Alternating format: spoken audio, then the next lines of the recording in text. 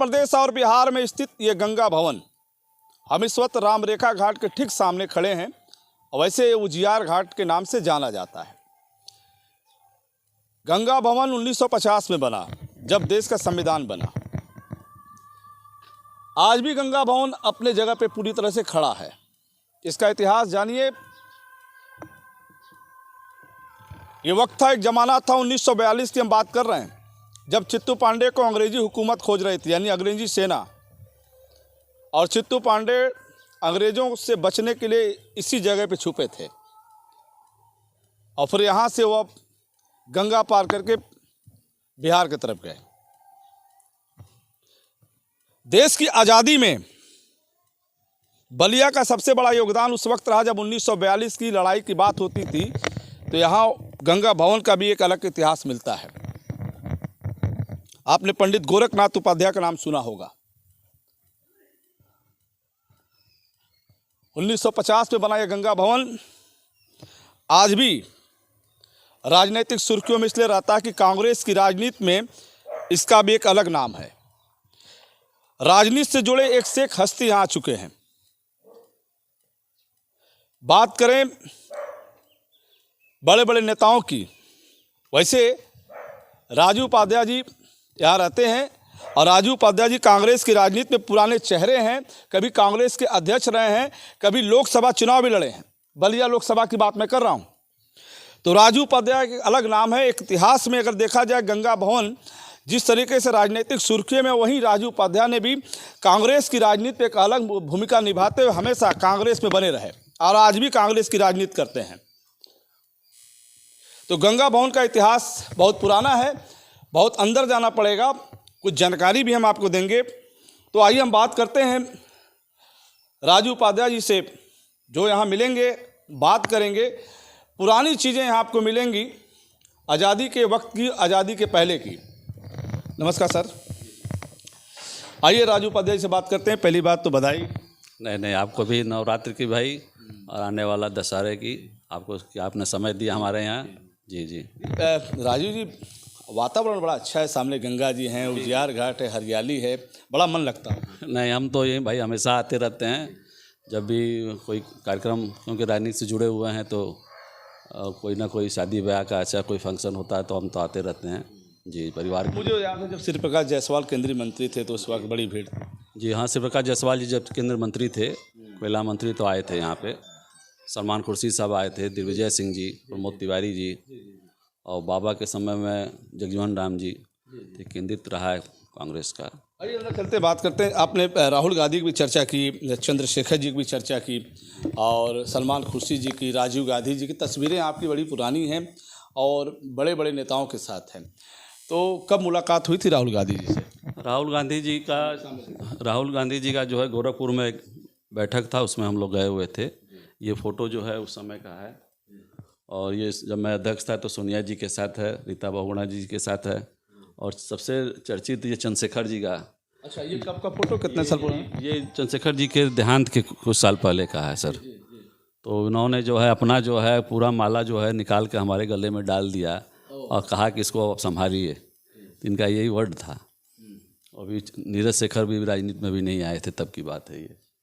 और ये हमारा पर्चा दाखिला का पहले का है, पिताजी हैं, चाचा जी हैं, और इधर सिंधे साहब हैं, सुशील कुमार सिंधे बाबा। हाँ, राजीव जी के साथ है। जी, उनके देहांत के। राजीव गांधी, सोनिया गांधी, राहुल गांधी, सलमान खुर्शीद जी, चंद्रशेखर जी, रीता बहुगुणा जी, सबके साथ आपके तस्वीरें। जी। अच्छा, जैसे चौथी पीढ़ी आपने बताया कि जो जानकारी है, इसमें कौन कौन लोगों की फ़ोटो इसमें लगी है? देखिए, जैसे हमारे मतलब परदादा रंगनंदन उपाध्याय जी जो हैं, ये डिप्टी कलेक्टर भी रहे हैं बनारस के। अच्छा। जी, और उनके लड़के पंडित गोरखनाथ उपाध्याय जी। जी सर। और वो हमारे पिताजी मुनिंद्रनाथ उपाध्याय जी। ये जो हैं बीच वाले चाचा जी विजेंद्रनाथ उपाध्याय जी। और ये जो है विजेंद्रनाथ जो सतीश चंद्र कॉलेज के सेक्रेटरी भी थे और हैं भी थे पहले। और ये जो है दादी जी हमारी हैं। और ये चाची जी का छोटा भाई कोरोना काल में देहांत हो गया, हाँ, पिछली बार। और ये माता जी का हमारा इंदिरा, नाम इनका भी इंदिरा ही है।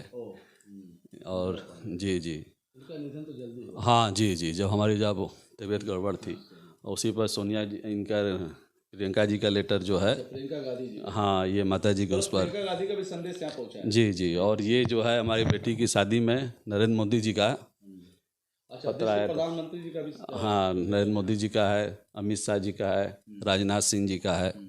जी जी। तो राजनीति में राजू उपाध्याय जी का एक बड़ा नाम रहा है विभिन्न राजनीतिक दलों के, कभी राजस्व मंत्री अंबिका चौधरी तो कभी बड़े बड़े चेहरे इस गंगा भवन में आते रहे।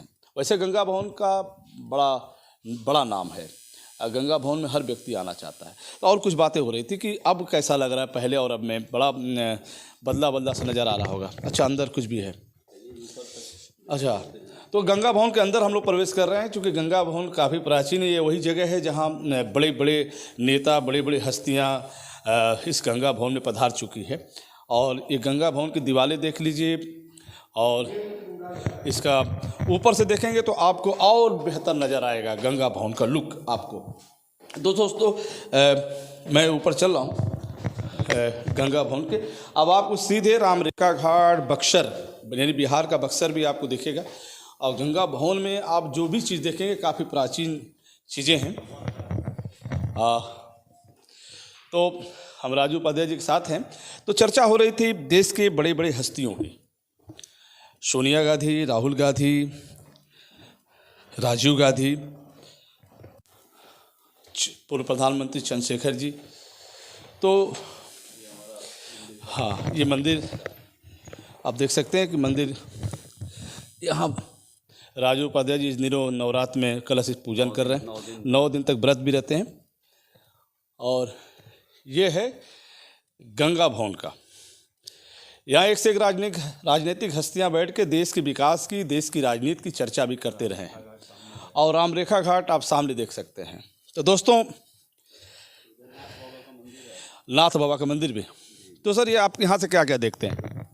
अब यहाँ से तो सर जैसे रात को कभी आप आइए शाम को, तो जितने लाइट जलते हैं सब इसका जो है रिफ्लेक्ट होकर जो इस पर आता है। अच्छा गंगा भवन। जी जी, और ये जो है छठ पे ज़्यादा, अब तो छठ काफ़ी होने लगा है ना, छठ में कभी आप आइए शाम को तो पूरा एकदम यहाँ से लेकर पूरा भरा रहता है सर। बड़ा साफ सफाई दिखता जी जी जी, साफ सफाई है। जब है। सामने है। जी ये बक्सर जो है सामने जो नया वाला जो पुल बना है वो सामने है। जी जी सर। तो हम इस समय सामने पीछे देख रहे हैं बिहार का राम रेखा घाट और यूपी का उजियार घाट। ये दोनों का संगम है उजियार घाट। तो उजियार घाट में जो लोग आते हैं वो कहाँ से ज़्यादातर लोग आते हैं? काफ़ी हमें लगता है कि पूर्वांचल का, प्रदेश का हर जनपदों से लोग आते हैं। और सबसे बड़ी है कि यहाँ जो कलकत्ता से जो है जुड़ा हुआ जी जी जी। अच्छा ये कह रहे थे कि कलकत्ता से भी जुड़ा है, इसलिए ज़्यादा यहाँ आते हैं। तो ये एरिया कलकत्ता से नज़दीक पड़ता है, ट्रेन यहाँ बक्सर में काफ़ी है। अच्छा इतने बड़े भवन में अकेले रहते हैं आप? परिवार के भी लोग, लेकिन परिवार के अलावा इतने बड़े भवन में परिवार के स्टाफ, अच्छा नीचे जो स्टाफ के लिए। तो आप देखिए मैं गंगा भवन का आपको एक एक चीज़ दिखा रहा हूँ। ये 1950 में बना था। पंडित गोरखनाथ उपाध्याय ने इसकी नींव रखी थी। क्यों? उस समय हाँ वही रखे थे। और ये देखिए कितना स्पेस है, काफ़ी लंबा चौड़ा स्पेस है और आप आगे तक जा सकते हैं। गंगा के किनारा आपको मैं दिखा रहा हूँ, उजियार घाट, बक्सर का राम रेखा घाट, सबका आप दर्शन कर रहे हैं और ये पूरा आप एरिया देख रहे हैं। तो गंगा भवन हमेशा अखबारों में लोगों के मुंह से आप सुनते रहें, लेकिन आज मैं अपने वीडियो के माध्यम से इस गंगा भवन का पूरी जानकारी आपको मिलेगा, आपको जानकारी मिलेगी गंगा भवन का। 1950 की राजनीति में जब देश का संविधान लिखा गया तो उस समय ये बिल्डिंग बनके तैयार हुई 1950 में। तो बाबा जी कुछ चर्चा करते रहे गंगा भवन? हमेशा बताते रहे, काफ़ी संघर्ष उन्होंने किया। और हम लोग का पुराना मकान जो देख रहे हैं आप उधर साइड में, अच्छा। पिताजी की पैदाइश वगैरह उधर रही है। ये जो आप हाउस के बगल में देखें। हाँ जी जी जी, तो हम लोग की पैदाइश भी वही, लेकिन हमारी पैदाइश यही हुई, सौभाग्य रहा। अच्छा गंगा जब बढ़ती तो पानी कहाँ? हाँ पानी यहाँ तक आ जाता है सर, इसमें आ जाता है। हाँ इसके ऊपर नहीं आ पाता है। मतलब गंगा भवन 70 टकरा जाती है। हाँ जब टकरा जाती है। 13 में भी आया था पानी तो इसमें आ गया था। हाँ और 78 में भी जब आया था बाढ़ तो ये ऊपर नहीं आ पाता, यहाँ तक यह है कि टच का हो जाता है इसमें जी। दोस्तों गंगा घाट है, गंगा, और जब गंगा भवन से टकराती है तो संगम होता है। ये वैसे पवित्र जगह है, पवित्र स्थली है, जिसके चरण पड़ते हैं उनकी हर मनोकामना भी पूरी होती है, क्योंकि राम रेखा घाट सामने है और राम रेखा घाट के सामने आपको गंगा भवन मिलेगा। यानी राम और गंगा बीच में जो नदी है वो एक संगम है और जिसके माध्यम से लोग यहाँ दर्शन करते हैं। तो दोस्तों हम फिर जुड़ेंगे आपसे, क्योंकि राजू उपाध्याय जी हमारे बीच में है। ये अच्छा मौका है, अच्छा अवसर है कि नवरात्र का शुक्रवार है, आप कलश पूजन कर रहे हैं, 9 दिन तक देवी जी की आराधना कर रहे हैं, माँ की आराधना कर रहे हैं, उस आराधना में पूरी तरह से लीन है। इसके बाद भी आपने हमको थोड़ा सा वक्त दिया, जिसके माध्यम से अपनी विस्तार से अपनी बात मैं आपके सामने रखा। नमस्कार।